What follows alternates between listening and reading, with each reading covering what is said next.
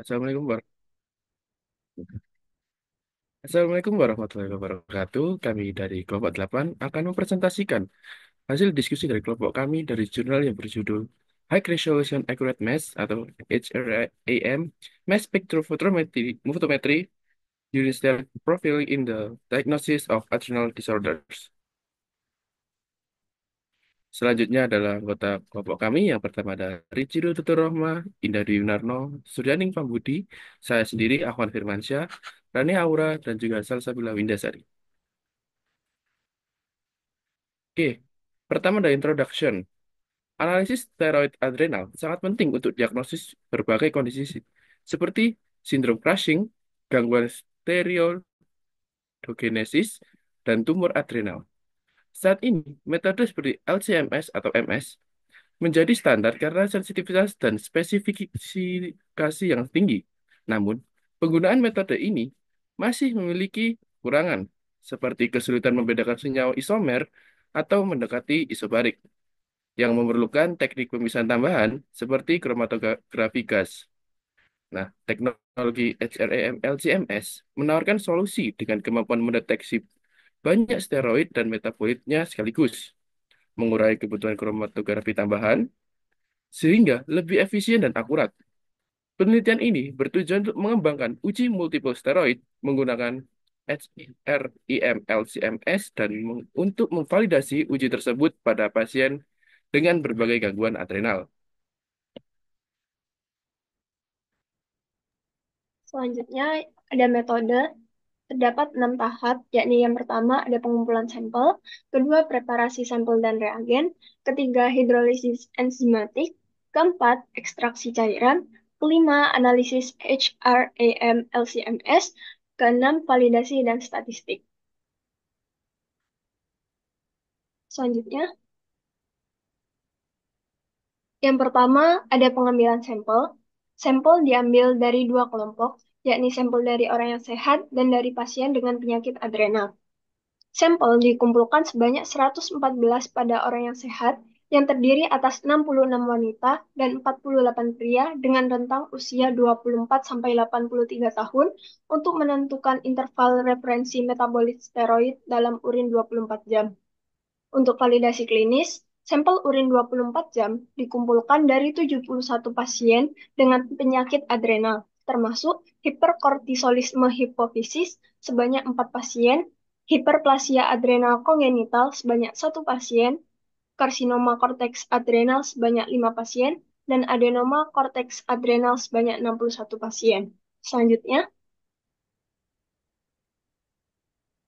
pada tahap kedua, yaitu persiapan sampel dan reagen, setelah pengumpulan sampel, total volume urin dicatat dan sampel disimpan pada suhu minus 70 derajat Celcius atau lebih rendah untuk mencegah degradasi komponen kimiawi hingga analisis dilakukan. Penelitian ini menggunakan berbagai senyawa steroid yang diperoleh dari steroids dan sigma aldrich. Standar internal isotopik seperti pregnanetriol dan tetrahidrokortison digunakan sebagai pembanding dalam analisis yang diperoleh dari isoscience dan medical isotop. Selanjutnya, kalibrator dibuat dengan melarutkan steroid dalam metanol untuk konsentrasi 1 gram per liter, kemudian diencerkan hingga konsentrasi 19,53 sampai 5.000 nanogram per mililiter. Standar internal isotopik disiapkan dalam metanol 50%, lalu dicampur menjadi larutan dengan konsentrasi 400 nanogram per mililiter. Kontrol kualitas disiapkan dalam 3 tingkat konsentrasi, yakni rendah, sedang, dan tinggi, untuk mencakup rentang 20-3.000 nanogram per mililiter. Selanjutnya,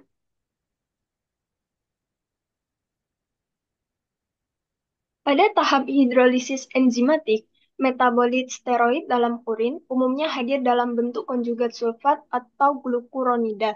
Untuk menganalisis bentuk bebasnya, dilakukan hidrolisis enzimatik menggunakan glusulase yang mengandung beta-glukuronidase dan sulfatase. Proses ini diawali dengan 150 mikroliter urin yang ditambahkan dengan 50 mikroliter larutan standar internal untuk meminimalkan variabilitas selama analisis, yang kemudian ditambahkan dengan 50 mikroliter buffer natrium asetat dengan pH 5,2 untuk menciptakan lingkungan optimal bagi enzim, serta penambahan 10 mikroliter glusulase sebagai enzim yang akan memecah senyawa konjugat menjadi bentuk steroid bebas. Campuran tersebut diinkubasi selama 2 jam pada suhu 50 derajat Celcius dalam blok panas kering. Kemudian, reaksi ini dihentikan dengan menambahkan 50 mikroliter kalium karbonat untuk menetralkan campuran. Tahap hidrolisis ini berperan dalam menguraikan konjugat menjadi bentuk bebasnya, sehingga memudahkan deteksi dan kuantifikasi. Selanjutnya,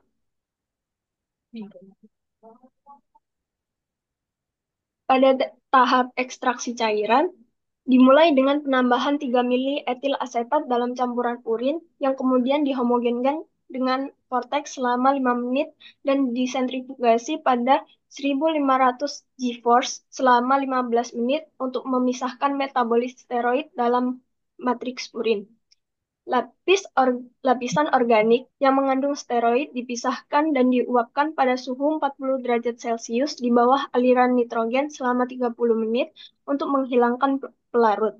Residu yang telah kering dilarutkan dalam 200 mikroliter campuran asetonitril 50% dalam air untuk memudahkan analisis lebih lanjut. Selanjutnya,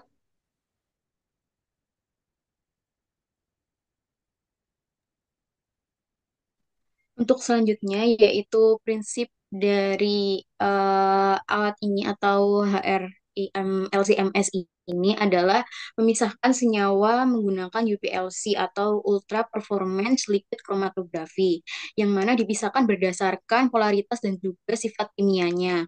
Lalu dilanjutkan ionisasi dengan spray yang dipanaskan untuk menghasilkan ion yang bermuatan, yang mana ion-ion ini akan dianalisis lagi berdasarkan rasio M per Z atau massa terhadap muatan menggunakan spektrometer massa resolusi yang tinggi.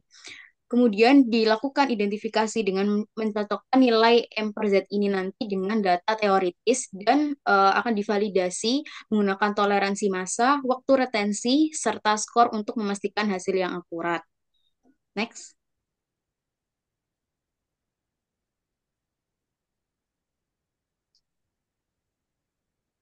Untuk tahap-tahapnya, yang pertama yaitu kita menyiapkan sistem UPLC, HREM, LCMS, dan yang kedua kita menyiapkan fase geraknya yaitu MPA dan MPB, dan mengatur kolom kromatografinya. Kemudian kita mengatur uh, laju alir yang mana 300 mikroliter per menit dengan program gradien elusinya 35 menit hingga 100% untuk MPB.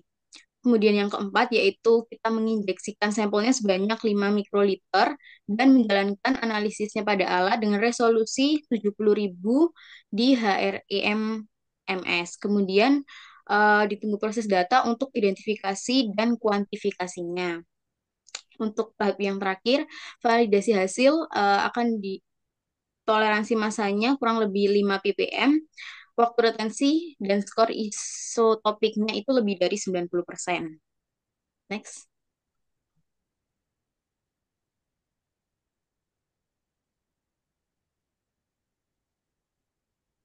Untuk validasi dan statistiknya, yang pertama yaitu validasi analitik. Metode HREM LCMS ini memiliki performa validasi yang sangat baik. Sensitivitasnya juga sangat tinggi dengan batas kuantifikasinya yaitu 20 Ng per ml yang memungkinkan deteksi kadar metabolit steroid dalam jumlah yang kecil gitu. Selain itu, metode ini juga memiliki presisi yang baik dengan variasi hasil atau CV-nya antara 3 sampai 18%. Hal ini menunjukkan hasil yang konsisten dan dapat diandalkan. Namun, ada keterbatasan di mana beberapa analit ini akan kehilangan selama proses ekstrasinya dan kemungkinan pada tahap hidrolisis atau ekstrasi cair-cair. Namun untuk linearitas metodenya itu akan tetap terjaga, sehingga menunjukkan hubungan linear antara konsentrasi analit dan juga sinyal alatnya. Untuk validasi klinisnya, metode ini menunjukkan performa yang baik juga dalam diagnosis penyakit adrenal, yang mana dapat membedakan antara ACC atau karsinoma korteks adrenal dan ACA atau adenoma korteks adrenal. Selain itu, metode ini efektif untuk mendeteksi kelainan metabolisme pada pasien dengan hiperplasia adrenal kongenital dan juga untuk membedakan sindrom Cushing akibat adrenal atau sindrom Cushing akibat kelainan pituitari. Yang terakhir yaitu statistik Z-score digunakan sebagai metode normalisasi data berdasarkan usia dan juga jenis kelamin. Visualisasi grafiknya menunjukkan distribusi Z-score-nya pada setiap kelompok penyakit, yang mana hasil analisis statistiknya adanya perbedaan signifikan atau p-value-nya kurang dari 0,05 antara kelompok pasien yang membuktikan kemampuan metode ini dalam kondisi klinis yang berbeda. Next.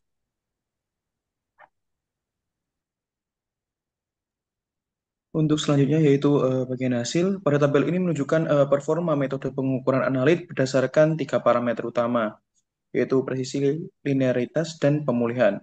Secara umum, presisi metode baik dengan koefisien variasi persen CV, intra-assay antara 3 sampai 10%, dan intra-assay antara 7 sampai 18%. Ini menunjukkan hasil yang stabil, baik dalam satu batch maupun antar batch. Linearitas pengukuran juga memadai dengan rentang linearitas spesifik untuk setiap analit, di mana persentase nilai prediksi berkisar antara 80 sampai 117%, menunjukkan hubungan yang linear antara hasil pengukuran dan nilai sebenarnya. Sementara itu, pemulihan sebagian besar analit berada dalam rentang yang baik, yaitu 80 hingga 120%, kecuali beberapa analit seperti SPD yang memiliki nilai pemulihan rendah di rentang 1 sampai 46%, sehingga memerlukan evaluasi lebih lanjut. Next. Untuk tabel kedua ini menunjukkan perbandingan kadar median metabolit steroid dalam urin selama 24 jam dalam mikrogram per 24 jam antara wanita premenopause, wanita postmenopause, dan pria. Dengan hasil yang menunjukkan bahwa kadar androgen seperti AN, ETO, dan DHEA pada wanita postmenopause lebih rendah dibandingkan wanita premenopause dengan p-value di bawah 0,001, dan pria memiliki kadar yang jauh lebih tinggi dengan p-value di bawah 0,001. Untuk mineralokortikoid dan prekursor seperti 5A, THA, THB, dan THDOC, perbedaan antara wanita premenopause dan postmenopause tidak signifikan dengan p-value lebih dari 0,05. Tetapi pria memiliki kadar yang lebih tinggi dengan p-value di bawah 0,001. Untuk glukokortikoid prekursor seperti BD17HP dan PT, wanita postmenopause menunjukkan kadar yang lebih rendah dibandingkan wanita premenopause dengan p-value di bawah 0,001. Sementara pria memiliki kadar yang lebih tinggi dibandingkan kedua kelompok wanita dengan p-value di bawah 0,001. Kadar glukokortikoid seperti THF, 5-ATHF, dan THE menunjukkan penurunan signifikan pada wanita postmenopause dibandingkan wanita premenopause dengan p-value di bawah 0,05. Dengan pria memiliki kadar yang lebih tinggi secara signifikan dengan p-value di bawah 0,001. Untuk kortisol dan metabolitnya seperti 6-beta-OH kortisol dan kortison, perbedaan antara kelompok tidak signifikan dengan p-value di atas 0,05. Dan secara keseluruhan, perbedaan terbesar terlihat antara pria dan wanita postmenopause yang menunjukkan pengaruh jenis kelamin dan status hormonal terhadap metabolisme steroid, di mana pria memiliki kadar yang lebih tinggi untuk hampir semua metabolit, sementara wanita postmenopause menunjukkan penurunan kadar metabolit androgen dan glukokortikoid yang signifikan. Next.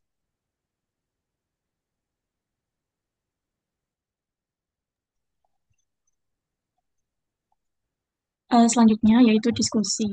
Nah, pada gambar 2 ini menampilkan mengenai analisis profil metabolit steroid dengan menggunakan skor Z atau Z-score, yang mana untuk membedakan kondisi penyakit adrenal. Dapat dilihat pada panel A itu menunjukkan perbandingan skor Z antara pasien dengan adrenokortikal karsinoma atau ACC dan adrenokortikal adenoma atau ACA. 11 dari 26 metabolit itu terdeteksi memiliki perbedaan yang signifikan secara statistik. Metabolit seperti tetrahidro 11 deoksikortisol atau THS, kemudian pregnanetriol atau PT, 5 pregnanetriol atau 5-PT, dan etiokolanolone atau etio memberikan indikasi yang kuat untuk membedakan antara ACC dan ACA. Lalu untuk panel B itu membandingkan sindrom Cushing adrenal dengan sindrom Cushing dari pituitari, yang mana ditunjukkan bahwasanya 3 metabolit itu secara signifikan pada gambar tersebut, yaitu etio 11 beta OHAN dan alpha portolone. Next.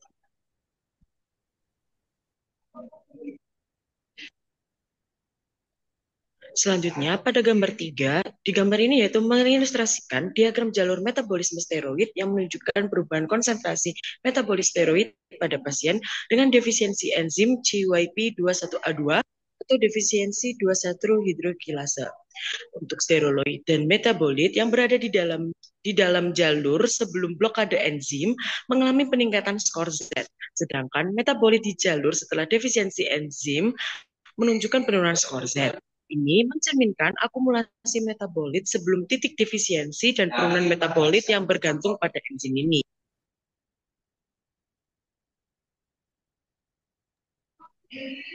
Selanjutnya, pada diskusi juga menjelaskan berbagai tambahan-tambahan, yaitu yang pertama seperti akurasi dan performa analisis. Metode HRM-LCMS yang digunakan menunjukkan linearitas yang baik. Presisi inter-assay di antara 3-10% dan inter-assay di antara 6-18%. Meskipun beberapa analisis seperti DHEA, 5-PT, dan 5-PD menunjukkan pemulihan yang kurang konsisten karena kehilangan selama proses ekstraksi dan juga hidrolisis.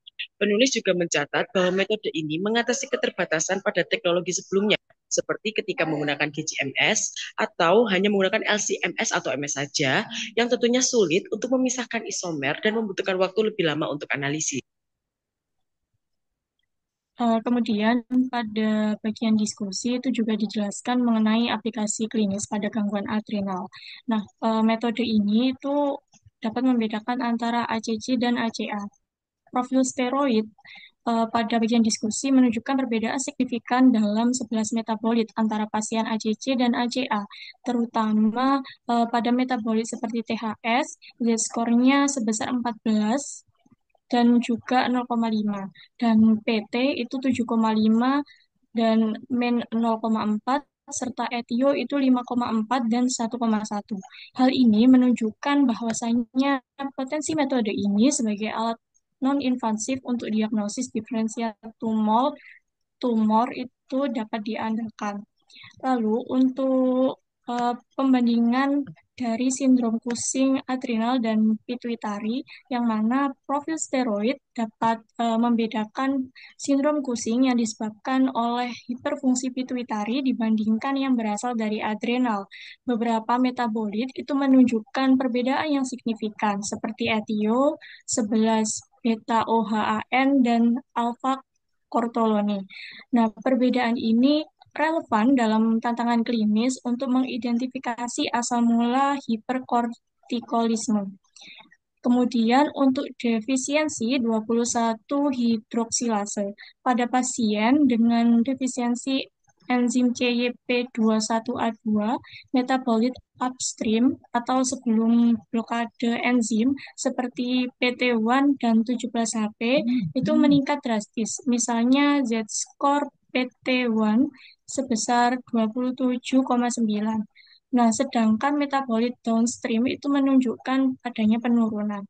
Hal ini mendukung penggunaan metode ini dalam deteksi dini atau kasus-kasus non-klasik. Nah, pada diskusi itu juga disebutkan mengenai keterbatasan dan juga saran pengembangan dari peneliti pada jurnal tersebut, yang mana peneliti itu mencatat bahwa kelompok pasien yang digunakan pada penelitian masih terbatas, sehingga diperlukan validasi lebih lanjut dengan sampel yang lebih besar dan lebih bervariasi untuk memastikan keandalan dari diagnostik di berbagai penyakit adrenal. Nah, selain itu, durasi dari analisis itu juga relatif lama, yang mana membutuhkan 35 menit per sampel, dan tantangan dalam pengelolaan data yang besar menjadi hambatan untuk operasionalnya. Lalu, peneliti juga menyarankan bahwasanya optimasi lebih lanjut pada prosedur hidrolisis dan ekstraksi, serta peningkatan sistem pelaporan hasil untuk mempermudah interpretasi oleh klinisi, seperti menggunakan analisis berbasis machine learning atau heat map. Next.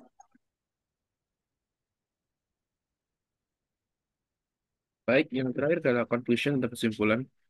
Uji HRM-AMLC-MS pada penelitian berhasil mengukur 26 steroid dalam urin. Perbedaan yang signifikan statistik dalam produksi steroid ACC versus ACA, adrenal dengan hipofisis, dan pada hiperplasia adrenal kongenital seharusnya memungkinkan untuk meningkatkan diagnosa pasien. Baik, mungkin sekian dari kelompok kami. Apabila ada kesalahan kata atau perbuatan, saya mohon maaf. Terima kasih. Wassalamualaikum warahmatullahi wabarakatuh.